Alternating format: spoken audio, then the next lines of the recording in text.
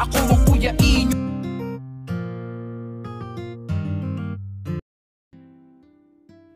Magandang araw po sa inyong lahat at muli po welcome po dito sa inyong paboritong programa. Dear Kuya E, si F nga po pala ulit ito. Salamat po sa mabilisan na pag-post ng story ko. Hindi ko inasahan na ganon kabilis ang pagbablish ng story ko kasi isinulat ko lang yon bago ako matulog pero pagkagising ko ay nakapublish na ang story ko sa channel mo. Well anyways, kasi kapag nagigising talaga ako tapos may letter tapos wala namang iba pang mga babasahin o kahit may kasabay man lang na isa ayun, nababasa ko na siya agad talaga. So lalong-lalo na kapag wala akong ginagawa. So anyways, wala pa akong napagkwentuhan ng story kong ito kaya natuwa ako sa mga nag-thumbs up ng story ko at dahil sa mga nag-thumbs up story ko ay nagkaroon ako ng lakas ng loob na ituloy ang kwento ko. Based on my first story ay nawili nga ako sa pagpapalantak sa paps kong supot ng bakasyon ko after grade 5 kay Totoy at halos inaraw-araw na namin gawin yun hanggang matapos ang summer vacation. Noong magsimula akong mag-grade 6 at nag-grade 1 naman si Totoy ay hindi na madalas ang ganap namin dahil sa pagpasok namin sa eskwela. Sa naalala ko ay halos tuwing Sabado at Linggo na lang namin ni Totoy nagagawa yung paglantak sa supot kong paps. Masasabi kong na-enjoy ko talaga ang paglantak niya sa aking paps kahit na supot pa ako noon. At sa totoo lang ay nagagawa ni Totoy lantakan ang aking paps kahit saan namin maisipan. Minsan ay sa gitna ng kakahuyan, sa pinag-uulingan, minsan ay sa koral ng babuyan at minsan pa nga ay sa mismong taniman ng mga gulay at bulaklak ng lolo at lola namin. Noong mag-first year high school ako ay nakaranas ako ng sudden growth sprout o biglang paglaki, dulot na rin ng puberty. Sa hindi inaasahang pagkakataon ay nadoble ang aking tangkad pati na rin ang aking sukat ng pangangatawan. Napansin rin ni Totoy na hindi na niya kayang lantakan ng buo ang aking paps dahil sumabay din ito sa aking paglaki. Hanggang kalahati na lang ang kaya niyang lantakan nung panahon na yon dahil na rin sa edad niya at sa liit ng kanyang bibig. Weekend siguro noon ng first year high school ako at grade 2 si Totoy at naisipan namin ni Totoy na maglaro. This time naman naisipan namin gawin ang paborito naming laro sa abandonadong bahay ng lolo at lola ko sa hindi kalayuan sa aming bukid. First year high school at grade 2? Grade 2 as in grade 2 or second year? Anyways. Nasa loob kami ng abandonadong bahay habang nakatayo kaming dalawa na magkaharap. Konting yuko lang ni Totoy ang saktong-sakto na pala para malantakan niya ang aking paps. Ganon ang naging height difference naming dalawa sa bigla kong paglaki. Sarap na sarap ako sa makipot ng bibig noon at sa kanyang dila na paikot-ikot sa aking paps.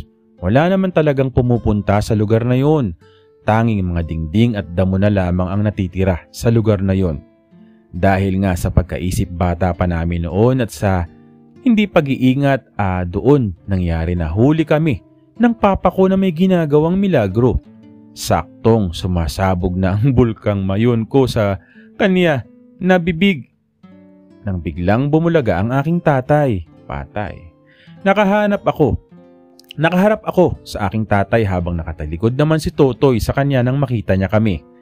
Nagulat ako at hindi ko alam ang gagawin at bigla ko na lang itinaas ang shorts. Habang si Totoy naman ay nagrereklamo sa pangit daw ng lasa ng aking krema at panay ang pagluwa ng aking katas na pinakawalan ko sa kanyang bibig. Nagulat din si Totoy nang mapatingin siya sa papa ko. Kaming tatlo ni Papa at ni Totoy ay walang nasabing salita ng panahon na yun. Tumalikod na lang si Papa nang walang anumang sinasabi at iniwan kaming dalawa ni Totoy sa abandonadong bahay. Litong-lito. Takot na takot kami ni Totoy sa kung anong mangyayari sa amin. At dahil sa takot namin ay inisip namin na yun ang katapusan na ng mundo. Inaabot kami ng gabi sa takot at pag-iisip ng maidadahilan kung sakaling pagalitan kami. sa aming pag-uwi. Umuwi ako sa aming bahay at si Totoy naman ay sa lolo at lola ko. Naghapunan na ang pamilya ko noon nang maabutan ko sila. Tinatanong ako ng aking mama kung saan ba ako nanggaling at pinakain na rin ako. Walang reaksyon ang aking papa. Kumain ako at natulog ng araw na yun. Wala akong narinig na kahit na ano sa aking papa pagkatapos noon. Hanggang matapos ang hapunan namin at matulog ako ay walang nangyaring komprontasyon.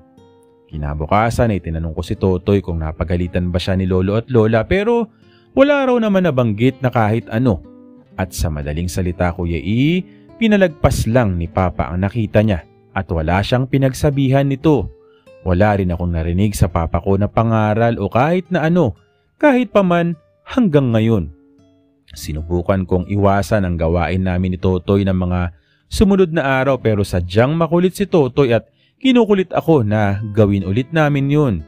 Sino ba naman ako para paghindian siya? Nagpatuloy ulit ang paglantak ni Totoy sa paps ko pero naging mas maingat na kami this time. Hanggang dumating ulit ang summer vacation. Sakto rin na nagbakasyon noon ang Tiyo Toti namin sa amin. Si Tiyo Toti po, ang bonsong anak ng lolo at lola ko, 26 years old na siya noon at nag-aaral sa seminaryo para maging pari. Hindi na kaming masyado na makakuha ng tiyempo ni Totoy para sa paborito naming laro dahil may kasama na siya sa bahay ng lolo at lola namin para magbantay sa kanila. Madalas din ay kailangan naming matulog sa hapon para daw kami ay lumaki. Si Tiyo Toti naman, Toti.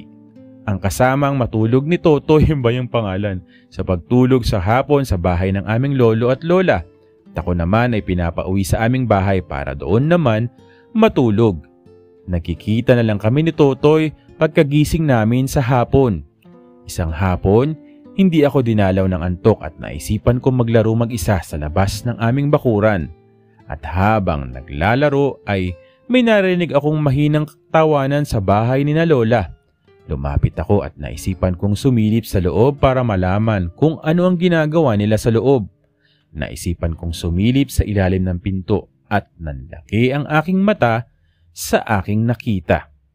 Ayun. Sent from mobile. Okay. So, ayun. Ipagpapatuloy ni F ang kanyang kwento. Ayan. Gumaya na sila ng gumaya sa mga ipagpapatuloy ang kwento. Anyways, maraming salamat sa iyo, F. At ano nga ba ang nakita niya, no? Yung si Tiyo Toti yata yun, eh, no? Anyways, muli, maraming salamat po sa patuloy na sumusubaybay, sumusuporta dito po sa inyong paboritong programa. Maraming salamat po sa inyong lahat.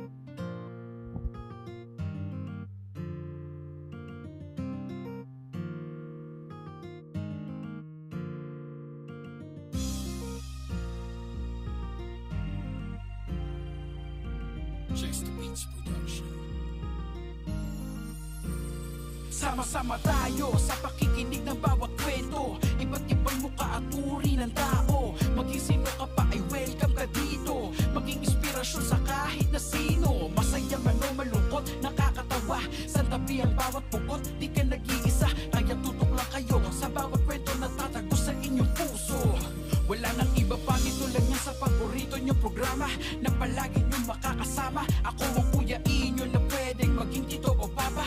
Lahat kayo'y makakasama, sintihan ng buhay. Iiyak mo kung ika'y nalulungkot, libangin sarili mo kung ikaw ay nababagot. Kung ikaw ay masaya, palagi lang tumawa ka. Dahil gusto ko na sana'y laging